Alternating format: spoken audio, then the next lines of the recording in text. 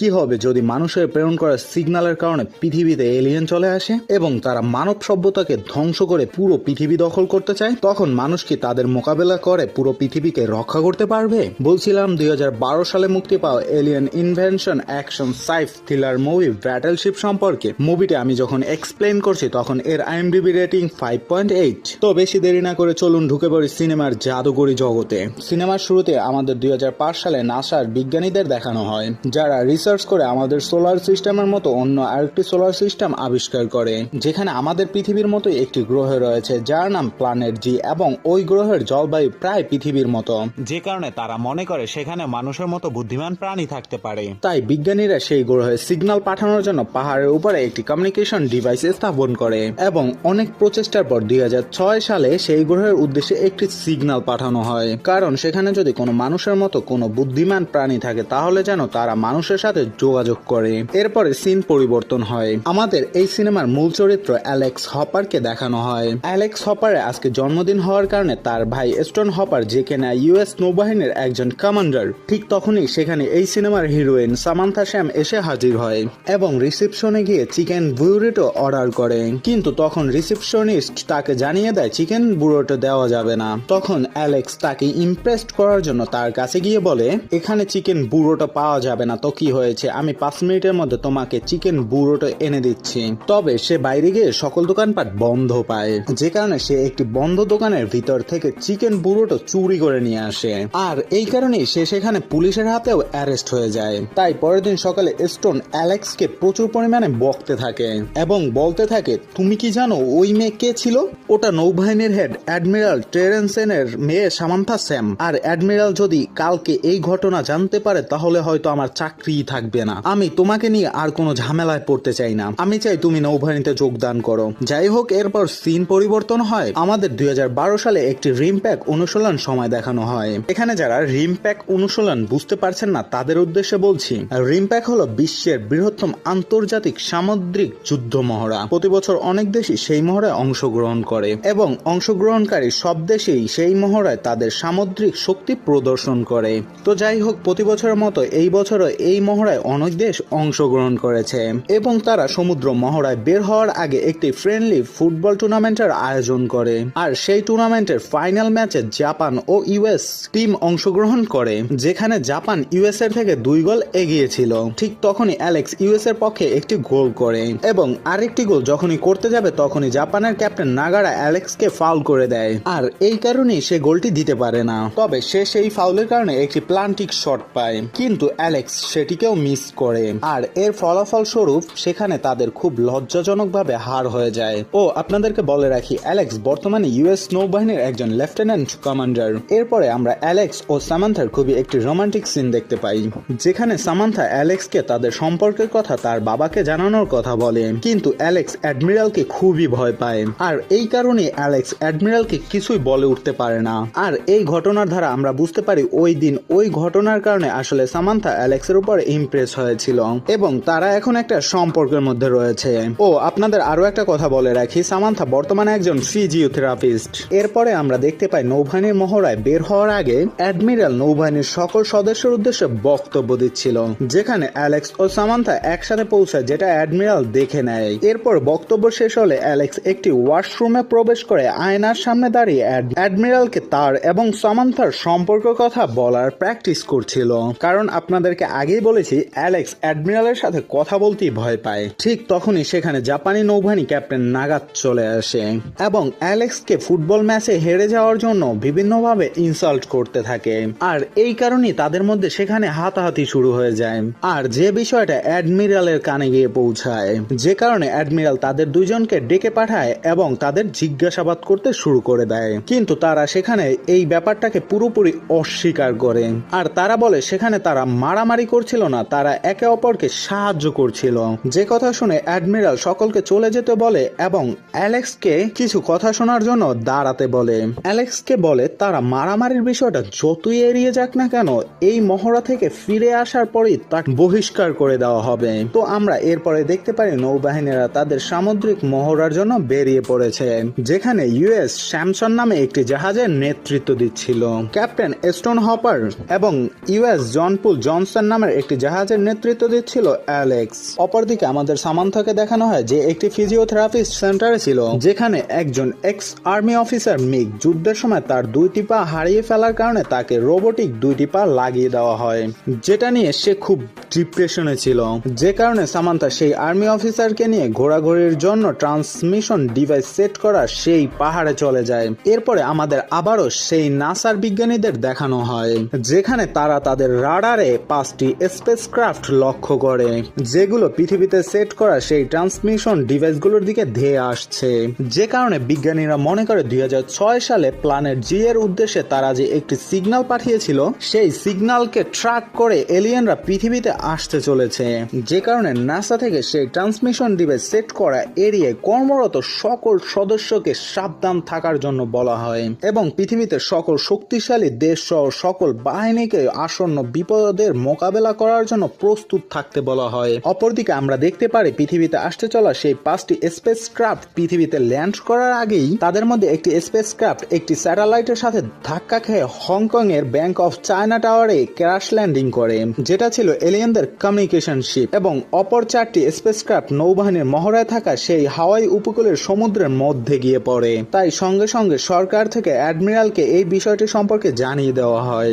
যে কারণে অ্যাডমিরাল স্টোনের দায়িত্ব থাকা স্যামসন জাহাজকে এই বিষয়টি তদারকি করার জন্য বলে। তখন স্টোন অ্যালেক্সের দায়িত্বে থাকা জাহাজ এবং ক্যাপ্টেন নাগাতের দায়িত্বে থাকা জাহাজকে তার সাথে নিয়ে সেই দিকে অগ্রসর হতে থাকে। আর কিছুদূর যাওয়ার পরই তারা একটি ভাসমান স্ট্রাকচার দেখতে পায়, কিন্তু আশ্চর্যজনক ব্যাপার হলো তাদের রাডারে কিছুই ধরা পড়ছিল না। তখন অ্যালেক্স তার টিমে থাকা 2 জন সদস্যকে সাথে নিয়ে একটি লাইফ বোটের মাধ্যমে সেই স্ট্রাকচারের কাছে চলে যায়। সেই স্ট্রাকচারের কাছে যাওয়ার পরে অ্যালেক্স যখন সেটার গায়ে হাত রাখে, তখন সে হাই ভোল্টেজের একটি শক খেয়ে সিটকে গিয়ে দূরে পড়ে। আর তখনই সেই স্পেসশিপটি অ্যাক্টিভ হয়ে যায় এবং তার আশেপাশে উপকূলীয় প্রায় 3 লক্ষ ফিট এরিয়া সহ একটি ইলেকট্রোম্যাগনেটিক শিল্ড তৈরি করে ভেতরে থাকা সকল ধরনের নেটওয়ার্ক সিস্টেম জ্যাম করে দেয়।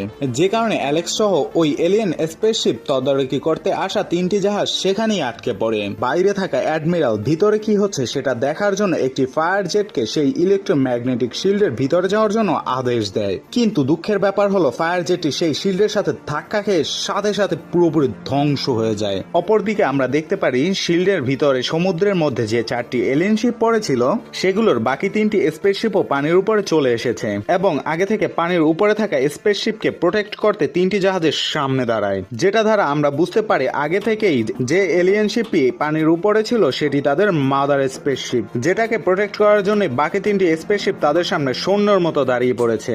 তখন স্টোন হপার সতর্কতামূলক একটি সাইলেন্ট বাজায়, যেটা দেখে এলিয়েনরা প্রচন্ড শক্তিশালী একটি সাউন্ড তৈরি করে, যে কারণে সবার কানে 12টা বেজে যাওয়ার মতো অবস্থা। আর তখনই স্টোন হপার সেই এলিয়েন শিপের উপরে আক্রমণ করে দেয়, কিন্তু এলিয়েনরা তাদের অ্যাডভান্স টেকনোলজির সাহায্যে আক্রমণ করা স্টোন হপারের সেই স্যামসন জাহাজটি পুরোপুরি নিমিষেই ধ্বংস করে দেয়, যেটা দেখে অ্যালেক্স তার নিজের জাহাজে ফিরে আসে এবং তার ভাই স্টোন হপারকে খুঁজতে থাকে। কিন্তু সে কিছুক্ষণ পরেই জানতে পারে তার ভাই স্টোন হপার স্যামসন জাহাজটি ধ্বংস হয়ে যাওয়ার সাথে সাথেই মারা গিয়েছে। আর অ্যালেক্সের ভাই যেহেতু কমান্ডার ছিল, তাই কমান্ডার মারা যাওয়ার কারণে নতুন কমান্ডারের প্রয়োজন ছিল। আর অ্যালেক্স সেখানে থাকা সকল সৈন্যদের সিনিয়র ছিল, তাই সেখানে থাকা সবাই অ্যালেক্সকে কমান্ডার বানিয়ে দেয়। আর তখন অ্যালেক্স তার জাহাজকে নিয়ে এলিয়েন স্পেসশিপের কাছাকাছি গিয়ে আক্রমণ করার নির্দেশনা দেয় এবং সেখানে থাকা জাপানি জাহাজটিও অ্যালেক্সকে সাহায্য করার জন্য এলিয়েন শিপের উপরে ফায়ার করতে থাকে, কিন্তু এলিয়েনেরা সেই জাপানি জাহাজটিকেও পুরোপুরি ধ্বংস করে দেয়। যে কারণে অ্যালেক্স তার টিমের সদস্যের জোড়াজুড়িতে তাদের জাহাজটিকে ঘুরিয়ে ফেলে ধ্বংস হয়ে যাওয়া জাপানি জাহাজের সৈন্যদের উদ্ধার করতে যাওয়ার জন্য, যেটা দেখে এলিয়েনরা তাদের আর বিপজ্জনক মনে করে না আর অ্যালেক্সের জাহাজের উপরে আক্রমণ করা বন্ধ করে দেয় এবং তাদের তৈরি করা 3টি হাইটেক ফাইটিং ও একটি ছোট এয়ারক্রাফট আইল্যান্ডের দিকে রিলিজ করে দেয়, যার মধ্যে ড্রোন 3টি গিয়ে আইল্যান্ডে থাকা একটি ম্যারিন বেস ও একটি ব্রিজ পুরোপুরি ধ্বংস করে দেয়, যাতে করে ম্যারিনে বেঁচে থাকা কোনো সামরিক বাহিনী তাদের কোনো ক্ষতি না করতে পারে। আর ব্রিজটি ভেঙে ফেলা হয় কারণ কেউ যেন আর সেই পাহাড়ে থাকা ট্রান্সমিশন ডিভাইস সেট করা এরিয়ায় না যেতে পারে, কারণ তারা যে ছোট এয়ারক্রাফটটি রিলিজ করেছিল সেটি সেখানে চলে এসেছে আর তারা সেই ট্রান্সমিশন ডিভাইস ব্যবহার করে তাদের গ্রহে সিগন্যাল পাঠাবে, যাতে বাকিরাও সেই সিগন্যাল ট্র্যাক করে পৃথিবীতে চলে আসতে পারে, কারণ আমরা আগেই দেখেছিলাম এলিয়েনরা তাদের সাথে করে যে কমিউনিকেশন শিপটি এনেছিল সেই শিপটি পৃথিবীতে ল্যান্ড করার আগেই একটি স্যাটেলাইটের সাথে ধাক্কা খেয়ে হংকং এ ক্রাশ ল্যান্ডিং করেছিল। অপরদিকে আমরা দেখতে পারি অবসরপ্রাপ্ত আর্মি অফিসার মিক এবং সামান্থা সেই পাহাড়ে বেড়াতে এসেছিল। তাদের কাছে কিছু পুলিশের গাড়ি আসে এবং তাদেরকে বলে এখান থেকে তোমরা চলে যাও, কারণ এখানে এলিয়েনরা আক্রমণ করেছে। এই বলে তারা একটি গাড়ি রাস্তার মাঝখানে রেখে সেখান থেকে চলে যায়। তখন সামান্থা সেখান থেকে চলে আসতে চাইলেও মিক বলে এলিয়েন দেখার এরকম সৌভাগ্য আর কখনো হবে না, তাই আমি সামনের দিকে যাব। যে কারণে সামান্থার এক প্রকার বাধ্য হয়ে মিকের সাথে চলে যেতে হয়। তারা কিছু দূর যাওয়ার পরেই দেখতে পায় তাদের সাথে যে পুলিশ অফিসাররা কথা বলেছিল তাদের গাড়ি সম্পূর্ণ ধ্বংস হয়ে গেছে আর তারা সবাই সেখানেই মারা গিয়েছে। তখন সামান্থা সেখানে পড়ে থাকা একজন পুলিশ অফিসারের কোমর থেকে রাস্তার মাঝে তারা যে গাড়িটিকে রেখে এসেছিল সেই গাড়িটির চাবি নেওয়ার চেষ্টা করে, কিন্তু তখনই সেখানে আবারও এলিয়েনরা চলে আসে। তবে সামান্থা ও মিক লুকিয়ে থাকার কারণে তাদেরকে এলিয়েনরা না দেখতে পেয়ে সেখান থেকে আবারও চলে যায়। এলিয়েনরা চলে যাওয়ার পরে তারা চাবি নিয়ে তাড়াতাড়ি সেই পড়ে থাকা গাড়িটির কাছে চলে আসে আর গাড়িতে থাকা একটি কমিউনিকেশন ডিভাইসের মাধ্যমে আশেপাশে থাকা যে কোনো সামরিক বাহিনীর সাথে যোগাযোগ করার চেষ্টা করছিল, কিন্তু নেটওয়ার্ক সিস্টেম ব্লক থাকার কারণে তারা কারোর সাথেই যোগাযোগ করতে পারে না। তখন সেখানে ট্রান্সমিশন ডিভাইস এরিয়ায় কর্মরত বিজ্ঞানী কাল ঝাপাটার সাথে তাদের দেখা হয়, যে তার এরিয়ায় এলিয়েন প্রবেশ করার সাথে সাথেই সেখান থেকে পালিয়ে এসেছে। এরপরে আমাদের আবারও অ্যালেক্সদেরই দেখানো হয়, যেখানে অ্যালেক্সরা সেই জাপানি সৈন্যদের উদ্ধার করার সময় তারা একটি আহত এলিয়েনকেও সেখান থেকে উদ্ধার করে, যাকে পর্যবেক্ষণ করার সময় অ্যালেক্স তার চোখে লাইট মারলে সঙ্গে সঙ্গে তার হুঁশ ফিরে আসে এবং সে হুঁশে আসার সাথে সাথেই অ্যালেক্সের কপালে হাত রাখে, যে কারণে কিছুক্ষণের জন্য সেই এলিয়েনের মাইন্ডের সাথে অ্যালেক্সের মাইন্ড কানেক্ট হয়ে যায় আর সে এলিয়েনের বিভিন্ন প্ল্যানের ধ্বংস করার দৃশ্য দেখতে পায়। এতক্ষণে সেখানে আরো অনেকগুলো এলিয়েন চলে এসে তারা আহত এলিয়েনটিকে নিয়ে চলে যায়, কিন্তু একটি এলিয়েন তাদের জাহাজে থেকে যায় এবং তাদের জাহাজের চারদিকে ঘোরাঘুরি করে জাহাজে থাকা অস্ত্রগুলোকে ধ্বংস করার চেষ্টা করে। তবে অ্যালেক্স অনেক বুদ্ধি করে সেই এলিয়েনটাকে মেরে ফেলতে সক্ষম হয়। এরপরে আমরা অ্যালেক্সের জাহাজে থাকা একজন সৈন্যকে এলিয়েনের রেখে যাওয়া একটি হেলমেট নিয়ে সূর্যের দিকে তাকিয়ে কিছু একটা বোঝার চেষ্টা করতে দেখি, যে হেলমেট সম্পর্কে কিছু একটা জানার পর দ্রুত অ্যালেক্সের কাছে চলে যায় এবং তাকে বলতে থাকে এলিয়েনদের হেলমেট গুলো একটি কালো চশমার মতো কাজ করে আর তারা হয়তো সূর্যের আলোতে কোনো কিছুই দেখতে পায় না, তাই তারা এই হেলমেট গুলো ব্যবহার করে থাকে। এরপরে আমাদের রাতের দৃশ্য দেখানো হয়, যেখানে অন্ধকার নেমে আসার কারণে অ্যালেক্সরা এলিয়েনদের উপরে আক্রমণ করতে পারছিল না, কারণ অন্ধকারে কিছুই দেখা যাচ্ছিল না। আবার এলিয়েনের শিপ রাডারে ধরা না পড়ার কারণে এলিয়েনদের অবস্থানও জানা যাচ্ছিল না। তখন জাপানি ক্যাপ্টেন নাগাতা অ্যালেক্সকে বলে আমরা চাইলে রাডার ছাড়াও একটি উপায় এলিয়েনদের অবস্থান ট্র্যাক করতে পারবো, তবে সেটা জানার জন্য আমাদের আগাম সুনামি সতর্ক সংকেত পাওয়ার জন্য যে টেকনোলজি আমরা ব্যবহার করি সেই টেকনোলজি আমাদের ব্যবহার করতে হবে। আর এলিয়েনরা তাদের স্পেসশিপ নিয়ে যেহেতু বারবার অবস্থান পরিবর্তন করছে, তাই তারা যেই স্থানে মুভ করছে সেই স্থানে পানির অবস্থান অস্বাভাবিক হবে। আর দেখা যায় সত্যিই এই আইডিয়াটি তাদের কাজে লেগে যায় এবং তারা এই আইডিয়া ব্যবহার করে রাতের মধ্যেই দুইটি এলিয়েন শিপ তারা পুরোপুরি ধ্বংস করে দেয়। কিন্তু অন্য একটি স্পেসশিপে থাকা এলিয়েনরা অ্যালেক্সদের প্ল্যান পুরোপুরি ধরে ফেলে, তাই তারা একই ডিরেকশনে মুভ না করে বারবার তাদের ডিরেকশন চেঞ্জ করে আর অ্যালেক্সদের দিকে এগিয়ে আসতে থাকে। আর এটা দেখে অ্যালেক্সরা পুরোপুরি হতাশ হয়ে যায়, কিন্তু তখনই অ্যালেক্সের মাথায় নতুন আরেকটি প্ল্যান চলে আসে। আসলে আমরা কিছুক্ষণ আগে একজন সৈন্যকে অ্যালেক্সের কাছে বলতে দেখেছিলাম এলিয়েনরা সূর্যের আলো সহ্য করতে পারে না। অ্যালেক্স এলিয়েনদের সেই দুর্বলতাটি কাজে লাগিয়ে তাদেরকে মারার প্ল্যান করে, তাই সে তার জাহাজকে ঘুরিয়ে উপকূলের দিকে নিয়ে আসতে শুরু করে। অপরদিকে আমরা দেখতে পারি সামান্থা, মিক ও সেই বিজ্ঞানী ঝাপাটা দূরে বসে এলিয়েনদের সকল কর্মকাণ্ড পর্যবেক্ষণ করছিল। আর বিজ্ঞানী ঝাপাটা তাদেরকে জানায় এই ট্রান্সমিশন ডিভাইস ব্যবহার করে তাদের গ্রহে একটি সিগন্যাল পাঠাতে চায়, কারণ তারা তাদের গ্রহে যোগাযোগ করে আরো এলিয়েন পৃথিবীতে নিয়ে আসার চেষ্টা করছে এবং এই পৃথিবী ধ্বংসের পরিকল্পনা করছে।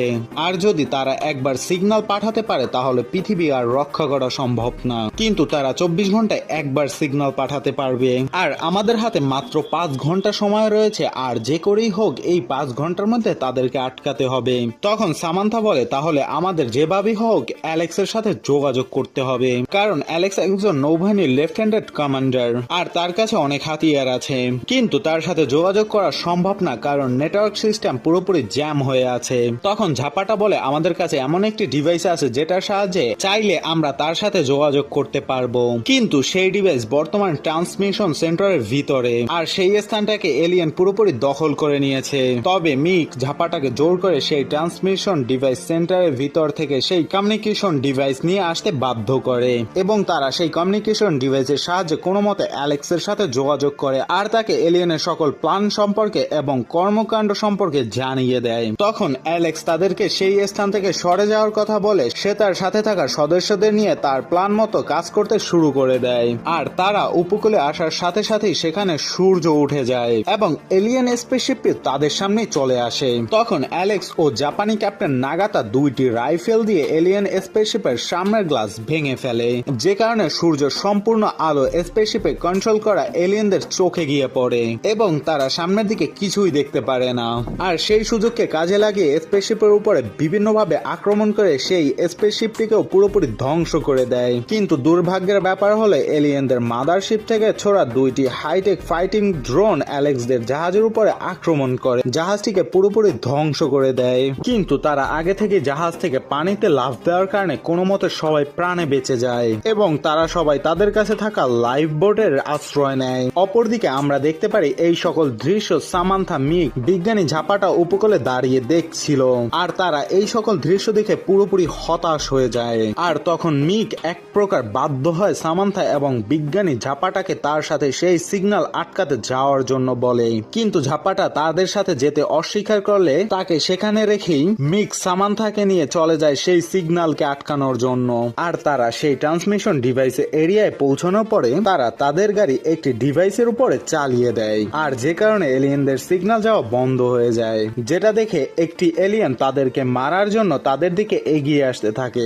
তখন মিক সেই এলিয়েনটার সাথে লড়াই করতে শুরু করে দেয়। লড়াইয়ের এক পর্যায়ে এলিয়েনটা যখন মিককে মারতেই যাবে তখন সেখানে হঠাৎ বিজ্ঞানী ঝাপাটা হাজির হয়ে মিককে বাঁচিয়ে নেয় এবং তারা সেখান থেকে কোনো মতে পালিয়ে আসে। অপরদিকে অ্যালেক্স যখন তাদের জাহাজ হারিয়ে হতাশায় ভাবতেছিল এখন তারা কি করবে, তখন তাদের চোখের সামনে পড়ে দ্বিতীয় বিশ্বযুদ্ধের সময় ব্যবহৃত একটি জাহাজ, যেটি বর্তমানে মিউজিয়াম হিসাবে উপকূলে পড়ে আছে এবং সরকার সেই জাহাজের সকল অবসরপ্রাপ্ত সৈন্যদের সেখানেই চাকরি দিয়েছে। তখন অ্যালেক্সেরা সবাই সেই জাহাজের কাছে যায় আর জাহাজটিকে এলিয়েনদের সাথে যুদ্ধ করার জন্য চায় এবং জাহাজে কর্মরত সকল অবসরপ্রাপ্ত সৈন্যদের তাদেরকে সাহায্য করার জন্য বলে। তখন সেই জাহাজে থাকা সবাই রাজি হয়ে যায় আর তারা আবারও এলিয়েনদের সাথে যুদ্ধ করার জন্য এলিয়েনদের মাদার স্পেসশিপের কাছে চলে যায়। মাদার স্পেসশিপের কাছে যাওয়ার পরেই তারা বিভিন্নভাবে আক্রমণ করে সেটিকে প্রায় ধ্বংস করেই ফেলে, যে কারণে এলিয়েনদের তৈরি করা ইলেকট্রোম্যাগনেটিক শিল্ড পুরোপুরি ডিস্ট্রয় হয়ে যায়। কিন্তু অ্যালেক্সদের জাহাজ খুব পুরনো হয় সেখানে গোলা বারুদ খুবই কম ছিল, যার কারণে সেখানে থাকা গোলা বারুদ অল্পতেই শেষ হয়ে আসে এবং এক পর্যায়ে তাদের কাছে একটি মাত্র মিসাইল অবশিষ্ট থাকে। আর তারা দেখতে পায় একদিকে উপকূলে থাকা এলিয়েনরা আবারও তাদের সিগন্যাল পাঠাতে শুরু করেছে। অপরদিকে প্রায় ধ্বংস হয়ে যাওয়া এলিয়েনদের স্পেসশিপ থেকে এলিয়েনরা সেই হাইটেক ড্রোনগুলো তাদের দিকে রিলিজ করেছে। তখন জাহাজে থাকা সকল নৌবাহিনীর সদস্য তাদের জীবনের চিন্তা না করেই পৃথিবীকে বাঁচানোর জন্য অবশিষ্ট মিসাইলটি উপকূলে থাকা সেই ট্রান্সমিশন ডিভাইসের এরিয়ায় ফায়ার করে দেয়। অপরদিকে আমরা দেখতে পারি শিল্ডের বাইরে থাকা নৌবাহিনীর প্রধান অ্যাডমিরাল এলিয়েনদের সেই ইলেকট্রোম্যাগনেটিক শিল্ড ধ্বংস হয়ে যাওয়ার সাথে সাথেই তার কাছে থাকা সকল এয়ারফোর্স সদস্যকে অ্যালেক্সদের কাছে গিয়ে তাদের সাহায্য করার নির্দেশনা দেয়। তখন এয়ারফোর্সের সদস্যরা সেখানে গিয়ে যুদ্ধ বিমান দিয়ে আক্রমণ করে অ্যালেক্সদের দিকে রিলিজ করে সেই হাইটেক ড্রোনগুলোকে এবং সেই এলিয়েন স্পেসশিপটিকে পুরোপুরি ধ্বংস করে দেয়। আর অবশেষে তারা সবাই স্বস্তির নিঃশ্বাস ফেলে। এরপরে সিনেমার শেষে এক পর্যায়ে আমরা দেখতে পাই অ্যালেক্স সহ সকল সামরিক বাহিনীর সদস্যকে নিয়ে একটি সভার আয়োজন করা হয়েছে, যেখানে সকল সামরিক বাহিনীর সদস্যকে বিভিন্নভাবে সম্মান প্রদর্শন করা হয়। আর অ্যালেক্সের ভাই স্টোন হপারের বীরত্বপূর্ণ আত্মত্যাগের জন্য একটি ক্রস এবং অ্যালেক্সের সাহসিকতার জন্য তাকে কমান্ডার পদে পদোন্নতি করা হয়। অবশেষে অ্যালেক্স তার ও সামান্থার সম্পর্কে অ্যাডমিরালকে জানিয়ে দেয় এবং সামান্থাকে বিয়ের প্রস্তাব দেয়, কিন্তু অ্যাডমিরাল প্রথমে তাকে ফিরিয়ে দিলেও পরবর্তীতে তাকে আবারও ডিনারে তাদের সাথে খাওয়ার জন্য দাওয়াত দেয়, যাতে আমরা বুঝতে পারি অ্যাডমিরাল তাদের সম্পর্ক মেনে নিয়েছে। আর এখানে এই সিনেমার হ্যাপি এন্ডিং হয়। তো বন্ধুরা, এই সিনেমাটি আপনাদের কাছে কেমন লেগেছে সেটা অবশ্যই কমেন্টে জানাতে ভুলবেন না। যদি ভালো লেগে থাকে তাহলে অবশ্যই একটি লাইক দেওয়ার চেষ্টা করবেন। আর আমার চ্যানেলে যারা নতুন তারা আশা করি চ্যানেলটিকে সাবস্ক্রাইব করে বেল আইকনটি অন করে রাখবেন। সম্পূর্ণ ভিডিওটি দেখার জন্য ধন্যবাদ।